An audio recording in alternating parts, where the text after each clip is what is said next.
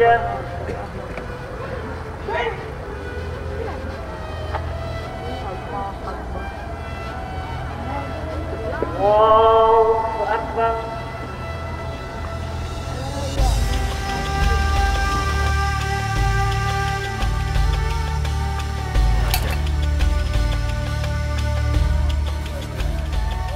is hard to believe it's the 21st century. Afghanistan in the summer of 2002 is like a scene out of biblical times. The country has not modernized as much as its Muslim neighbors. Donkeys, horse carts, and camels are still the primary mode of transportation for many Afghans.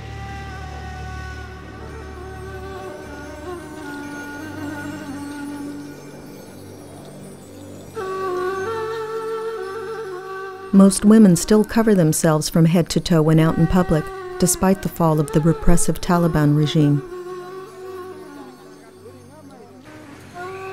There are hints of contemporary development: cars, music, video salons. But the country remains isolated from the rest of the world because of the past 2 decades of war and conflict. The Soviets invaded and occupied the country during the 1980s. Afghan freedom fighters, or mujahideen, battled the Soviet forces. They were largely ineffective until they were supplied weapons by America and Arab countries. The heavily armed freedom fighters became warlords. Years of civil war, led by opposing warlords, followed the Communist Army's departure. In 1996, Taliban forces gained power and initially had the support of the people for their ability to stop the abusive warlord soldiers. The warlords then formed shifting alliances to fight the Taliban. Over these years, millions of Afghans fled their homes and country to escape the fighting.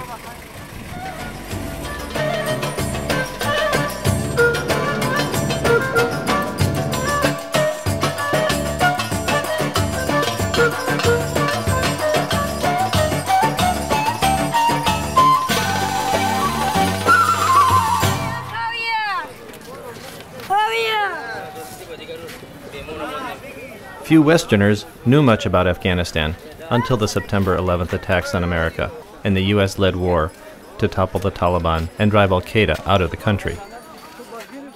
I made my first trip to Afghanistan in 1971, during a period of relative peace. Back then, I observed a culture that was warm and hospitable. It was a very poor country, but people were content. They had enough food to survive. I felt safe traveling throughout the country.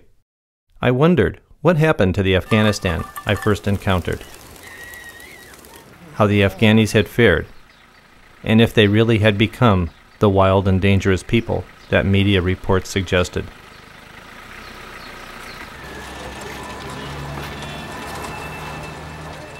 Now, 31 years later, I was returning with my wife Olga, a Pulitzer Prize-winning photojournalist who covered Central Asia while working for Associated Press.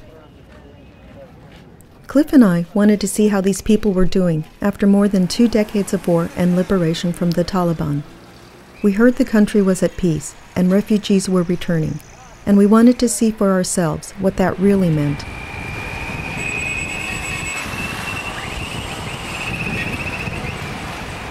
What we found shocked us.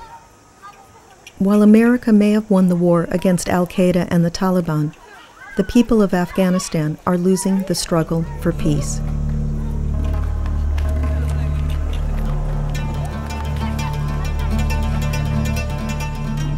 As we crossed the border from Uzbekistan into Afghanistan in June, the Afghani border guards seemed not quite comfortable in their new uniforms.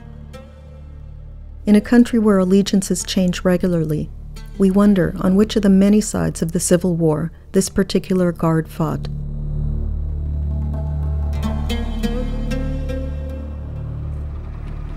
On the way from the border to the city of Mazar-e-Sharif, we are stranded by desert sands blown over the road. That's a rough road. This is still a superhighway compared to the Kabul. But difficult road conditions and lack of transport don't stop hundreds of thousands of refugees anxious to return to their homeland. The tide of people is overwhelming aid providers and creating a crisis that grows more unmanageable by the day. In the past 4 months, Afghanistan has seen more than 1.2 million refugees return from neighboring countries like Iran and Pakistan, and 500,000 more could return by year's end. It's one of the largest and fastest voluntary migrations in history. Another 400,000 internally displaced persons, or IDPs, currently remain in camps within Afghanistan, unable to return home. At first, the refugees' quick return seemed an enormous victory, a reflection of Afghanistan's relative stability. But now, aid organizations and government officials say it's a disaster in the making.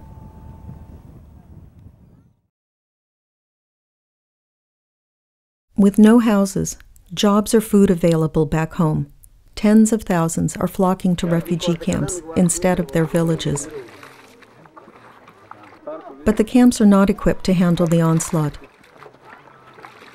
Aid organizations that sponsor them are running out of money, and living conditions deteriorate daily.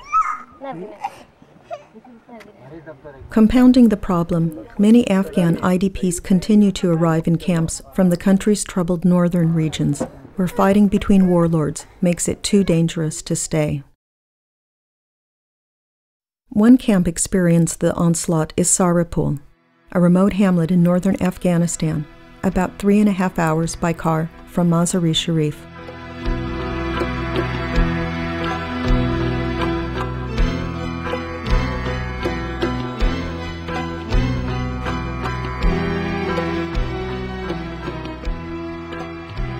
The dusty road out of town seemingly leads to nowhere and is marked with a sign indicating a United Nations-sponsored Food for Work program, which several years ago was instrumental in the building of this road.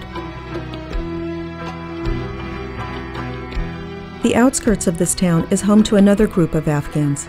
It's a squatters' camp for an estimated 5,000 IDPs, or internally displaced persons, who have little more than the clothes on their backs.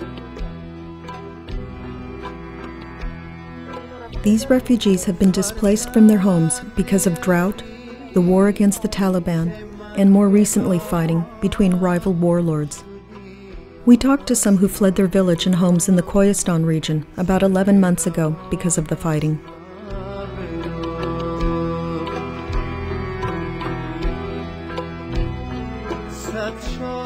Food distribution programs have been terminated at this camp, and it's been several months since these Afghans have been given a monthly ration of grain.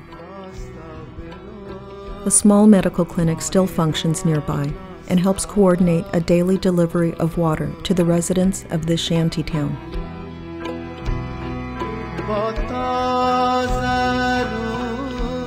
Through Abdulaziz, the 38-year-old leader of this group, we learned of their plight.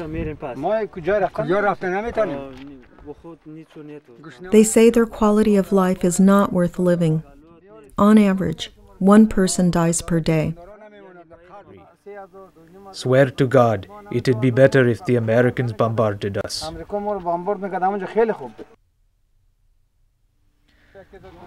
We didn't bring anything with us. There was war. We just wanted to bring our children and ourselves. We had to run. Their homes are destroyed, their possessions looted, and their fields are barren. They can't move closer to the neighboring town because the local people don't want them. They're stranded with nothing. Sister, please help us at least get a tent, because we are dying from the heat of the sun. Come and look. We don't even have a piece of bread to eat.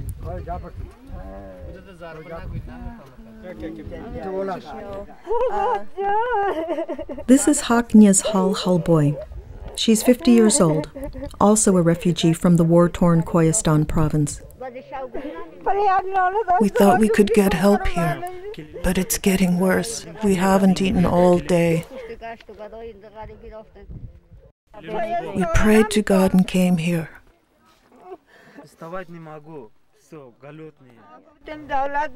We want God to help us. I swear we have nothing.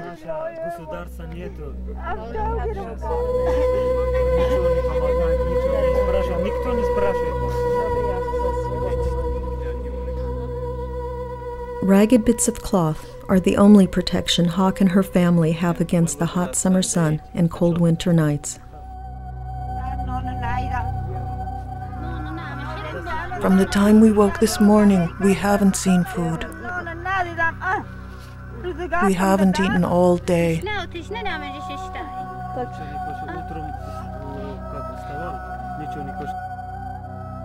The family depends on meager earnings for bread, their main staple, and relies on the charity of others to survive. A small quantity of tea is all the food this family has. Hawk carefully stores it in a corner of her headscarf.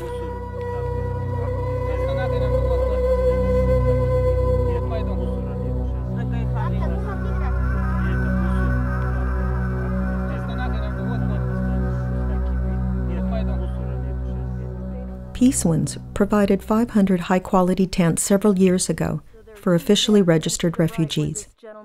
They were intended as temporary housing for people who left the rural villages because of drought.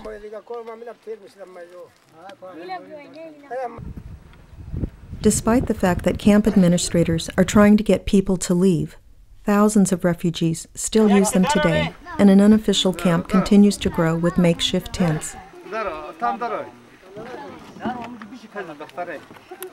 Families lucky enough to get Peace Winds tents have better shelter than their neighbors a few yards away at the unofficial camp, but their lives are just as difficult.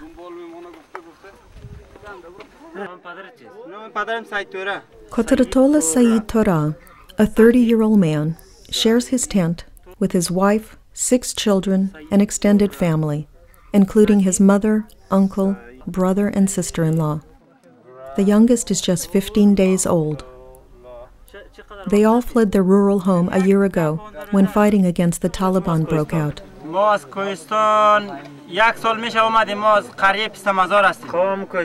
his 60-year-old mother and his 70-year-old uncle have severe eye infections that started back at their village 3 years ago. There were no medical clinics to treat their eyes back home, and the infections progressed. At Saripul, a small medical clinic treats them, but it's too little, too late, and both suffer irreparable damage. We've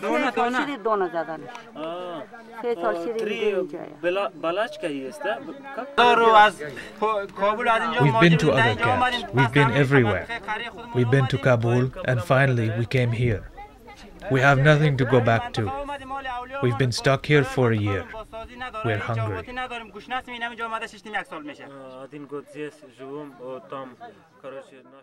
They left their village because of war. Their house was destroyed. Their fields were destroyed. Their food and animals were stolen. They heard rumors of food distribution at Saripul and possibilities of work at the nearby town, so they came here. Work and money have been very scarce. Tea is rare for them. Food distribution programs have ended. To earn money for food, his wife weaves wool fibers into a crude animal harness, which she hopes to sell.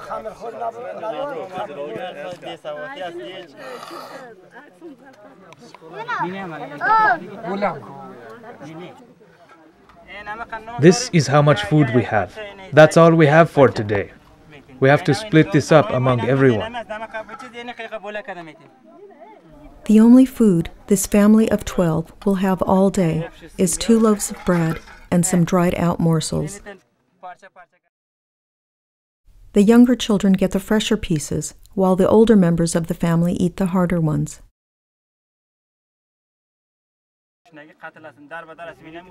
We're dying here. One day these children have food, then they don't the next day.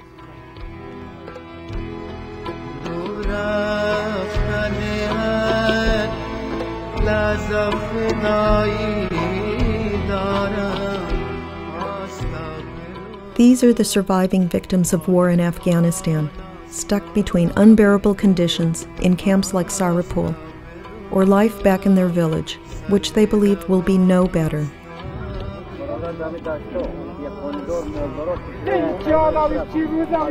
Do something. I haven't seen a boiled onion in 15 days.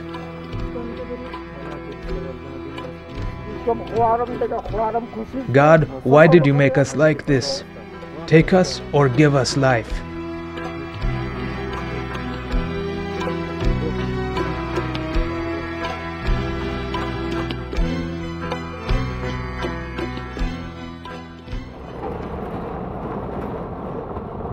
Cliff and I were stunned by the conditions we found at the Saripul camp, and we wanted to see if others were as bad.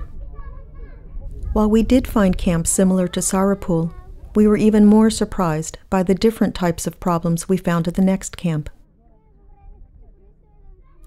This is Saki Camp, a community of mud-walled homes about 20 minutes by car from Mazar-e Sharif. The Afghani National Aid Organization, known as Coordination for Humanitarian Assistance, created it several years ago for people who fled rural areas because of drought and civil war. It houses some 15,000 refugees who get shelter, food, water, schools, and medical services. Camp administrators now want these refugees to return to their homes. 70-year-old Muhammad Ullah Akbar is an elder for 300 families from the Alborz mountain region. He's lived at the Saki camp for 11 months, and like many from his group, says he won't return to his village as camp administrators hoped.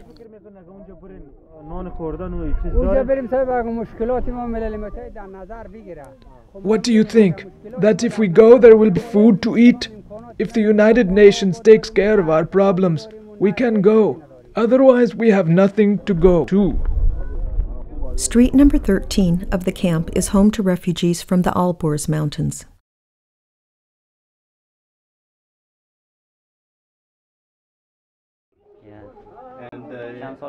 Ahmed Kandigul is 45 years old. He, his wife, and 3 children say they too don't want to return to their village in the Alborz mountain region.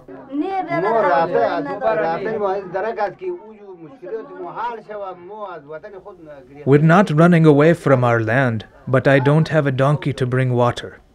How am I going to live there? We have no roof over our head. It's been 5 years since we left. Some have been back and say we don't have anything there. Yonon works at the camp, and with his help, we learn why people would rather stay at the camp than return to their villages. Yonon asks if they want to go back to their home in Alborz. A promise of wheat distribution back home is not enough to satisfy this family's needs. They want to stay near the city, where they can find work for extra money. If we go back there, it's like living in the desert. So we're happier here. Life is better here. Access to water in most rural villages is very inconvenient compared to access in the Saki camp. Streams, rivers, and the occasional communal well are the source of water. It takes effort to hoist buckets of water, and more effort to carry them long distances. By contrast, fresh water flows freely at the Saki camp thanks to United Nations funding. There are spigots and water at several locations, so water is easily available for cooking, washing, and bathing.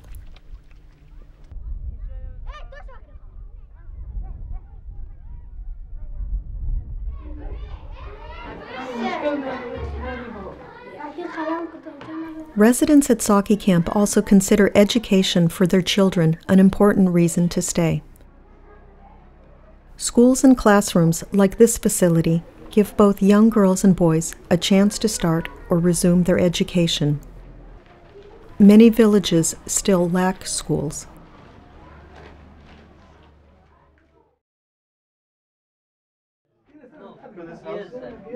62-year-old Roland Cloudot and his wife Nud Nisso live at the Saki camp with their 3 surviving children. 3 other children have died over the last few years.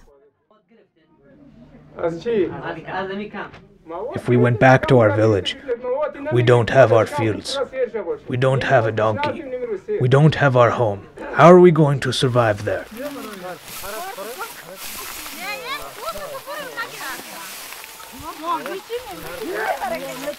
Afghans whose fields and houses are not destroyed by drought or war can work their fields, harvest crops, and provide a home for their families. Life is hard, but they survive.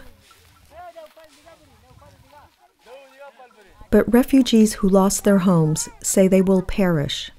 They have no fields to harvest, no pack animals to carry heavy loads and transport water, and no chances for jobs in their villages.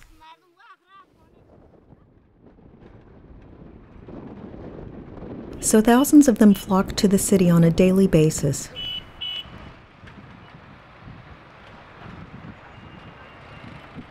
They seek jobs as day laborers, doing back-breaking work for small sums of money, so they can earn enough to feed their families for another day.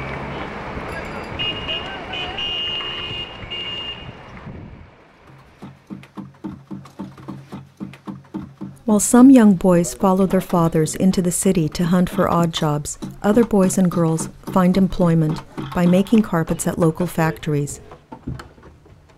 Their small hands and nimble fingers produce intricate designs and rugs that fetch high prices on the world market.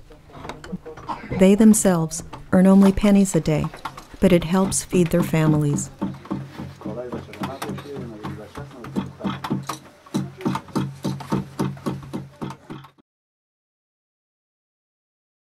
An Office for Coordination of Humanitarian Assistance is located at the site where Director Muhammad Islam Yari oversees the operation of the camp. We spoke to several families who are from the Alberz Mountains. Many of the families told us that life is better here at the camp than in the mountains in the village where they came from, that they want to stay. Yes, this is also exactly right, but what should we do? We cannot continue the education, the health, and any other development in the camps. Camps is temporary place for the IDPs or for the people. We solve their problem in their origin place, not in the camp. The camp is a temporary place for the IDP. Because of it, the people now used to receive many foods free. It is since a long time that our people receive free food. Now they are used to. This is become their habitual. Now we are stop the emergency program. We are going to do the development program. We have to push or have to encourage these people to go to their villages and start the development programs. Efforts to relocate families from the Saki camp to their village in the Alborz Mountains were postponed. Security problems plagued the countryside and slowed or stopped rural development efforts.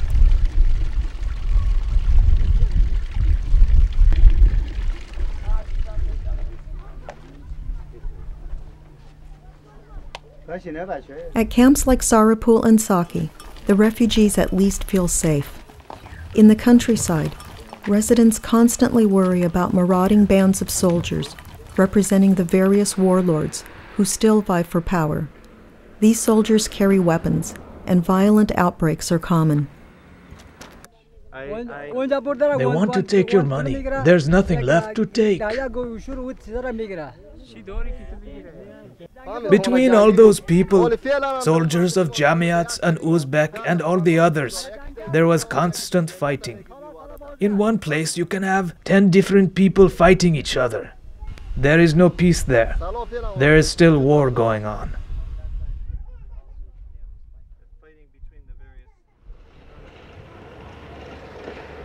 Scenes like this are common throughout the countryside.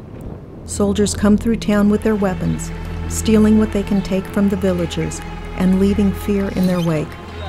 Often soldiers from different factions cross paths, and misunderstandings escalate into gun battles. In April 20 soldiers died in a battle near the first refugee camp we visited. In June, Uzbek and Tajik forces battled, leaving 150 families homeless. In August, 50 soldiers died in fighting between Tajiks and Pashtuns. 17 Uzbek and Tajik soldiers died during fighting in September 2002.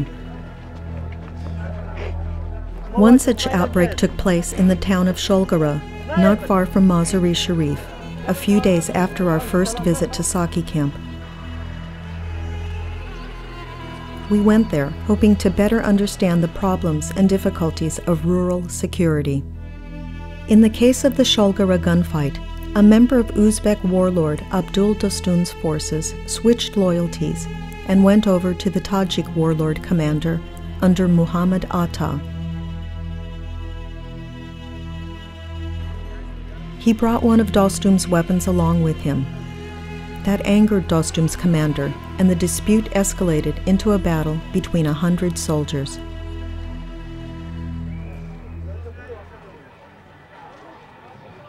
We asked people along Sholgara's main street about the battle. I saw 4 to 5 days ago how one man was shot and killed during a war in the bazaar. In the morning, there were very many soldiers with weapons, and by lunchtime, fighting broke out.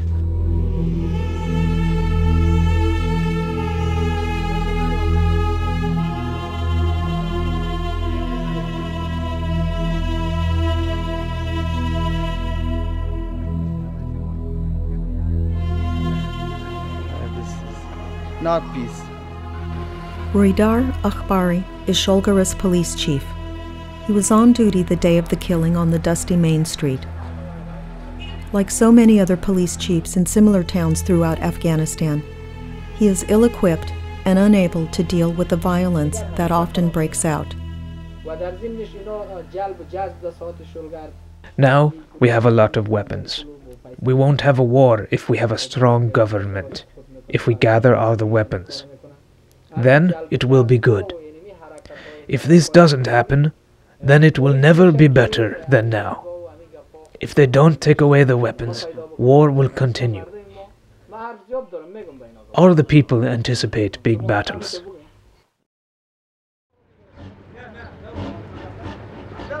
The skirmish in Sholgara illustrates the difficulties Afghanistan faces as it strives for peace.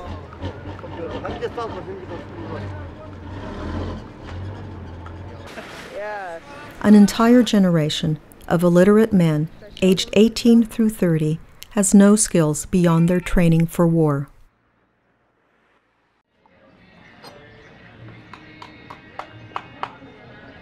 Afghans are heavily armed with weapons, kept both as a cultural tradition and as leftovers from 2 decades of war.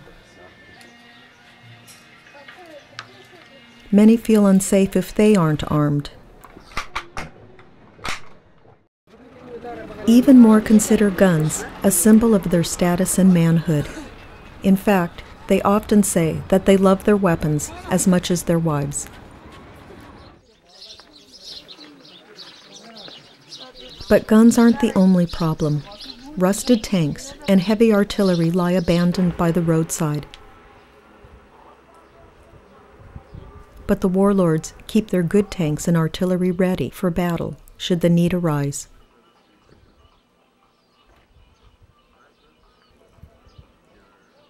After 20 years of war, leftover landmines are a constant hazard. In fact, hidden explosives are so common that those areas demined by the international community are marked so villagers know which ones are safe. The government is trying to end the violence by sponsoring a weapons collection program. As of late July, 50,000 pieces had been collected, but the goal is to gather 1 million, and many Afghanis are reluctant to give their weapons up. The weapons collection program by the Karzai government has been a failure. Making matters worse, antagonism between warlords continues, and ethnic conflict is on the rise. President Hamid Karzai's fledgling government is still weak, so it has trouble exerting power over those warlords. and the United States has been sending mixed messages about how much of a role its peacekeeping force will play.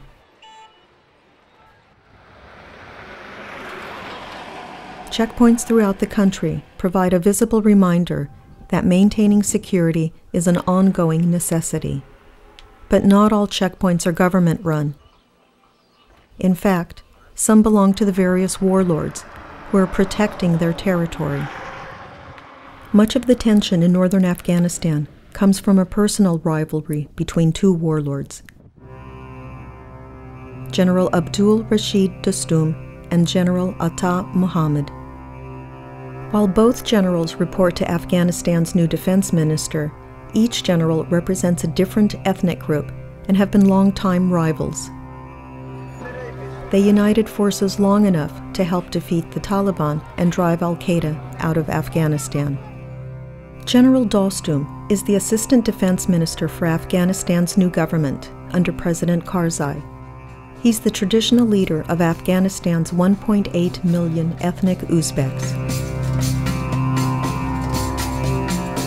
In the northern Afghanistan province of Balkh, General Dostum has become so powerful that he prints the money used throughout the region. His picture hangs on many significant buildings. His fortress is awe-inspiring. His army is strong and his ruthlessness is legendary. He also gets major support from the U.S. government. General Atta Muhammad is the military leader of the Tajik ethnic group, which form the backbone of the Northern Alliance. He is responsible for military affairs in northern Afghanistan under the newly formed government.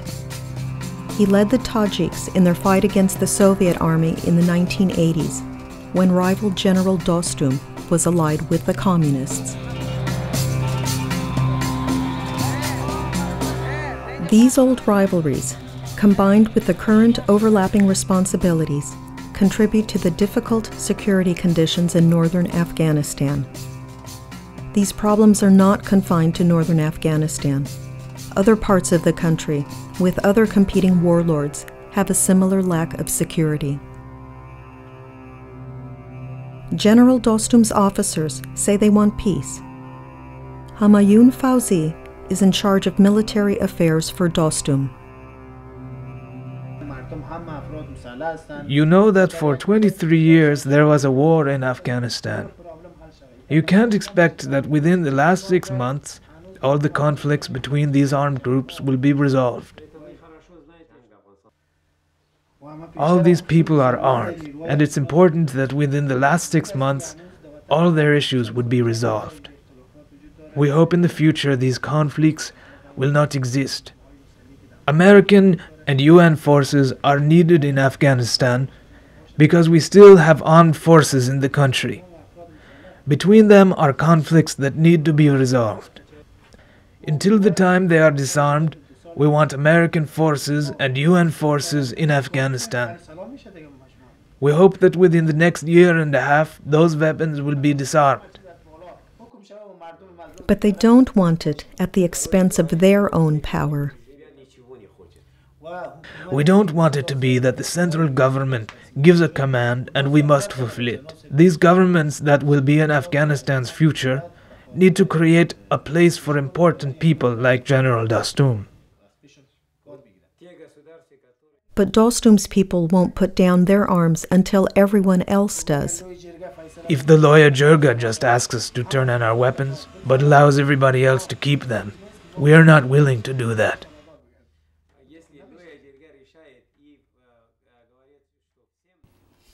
General Atta's forces also claim to favor peace and the laying down of weapons.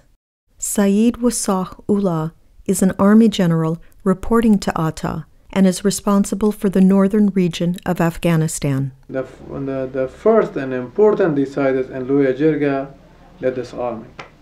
This is the first and important decide. I have 1,000 soldiers, and if I'm ready to get all of the weapon to central government, my soldier is ready. When Mr. Atta is ready, he has 21,000 soldiers right now, armed soldier. If he is ready, soldier is also ready. I'm right now tired from war. But if need be, Atta's forces are ready to take up arms again. We fight for 6 hours with these people also. Also, if anybody more want to come to Afghanistan and want to give some part of Afghanistan, we are ready for fight for our country. That is precisely what worries people in the cities and universities throughout Afghanistan. At the recently reopened Balkh University, teachers and students had much to say about Afghanistan's prospects for peace. And all how people don't want to see that their young generation having guns and weapons on their hands. Third-year English teacher Mohammed Shah expresses his concerns. For the time being, we need United Nations soldiers. Because now this is the new established government. It is going to be a new established government in near future. We need someone to support us, because during 23 years fighting, many troops who are together right now, they had fighting with each other previously. It's very difficult for us to catch or to understand each other in very short time. We need United Nations soldiers to be in our country until we have a powerful government, peaceful condition, and a very powerful and strong defense minister to lead all the countries. I am a student at the university in law and political science. Do you think that there is peace now in Afghanistan and that it will continue to be peaceful? Yes, right now the peace is existing in Afghanistan since the foreigners have come here. Also, if our people, our commanders, do like the peace and they remove their guns, it will continue. And do you think if peacekeeping forces leave, that there will be peace in Afghanistan? Absolutely no, and this first time, because there are a lot of commanders who don't want to lose their finding of money.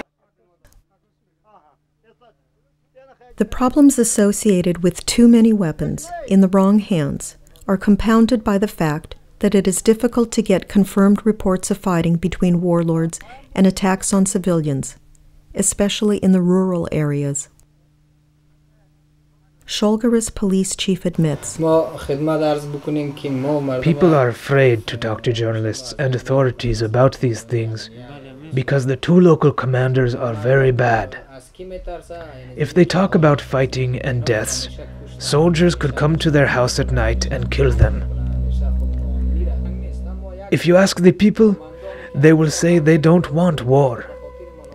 The common person wants for their children to attend schools, they want medical clinics, they want peace and goodness.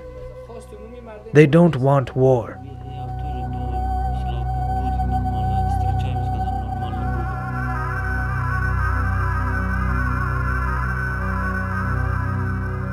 These are a small but representative group of the more than 1 million refugees now dislocated in Afghanistan.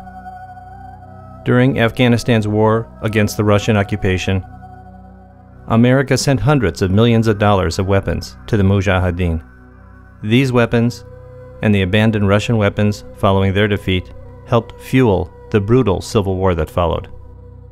The Taliban came to power to end the civil war between rival warlords armed by America, Russia, and the Arab world.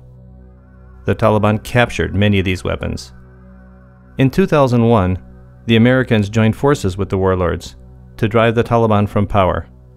Again, America poured huge quantities of weapons into the hands of the warlords. The Taliban were defeated, but the weapons remain. The Afghan war is not over, and villages outside the capital are not safe. The huge quantity of weapons choking Afghanistan help create the conditions that face these people now. As long as the weapons remain, the refugee problem will continue to worsen.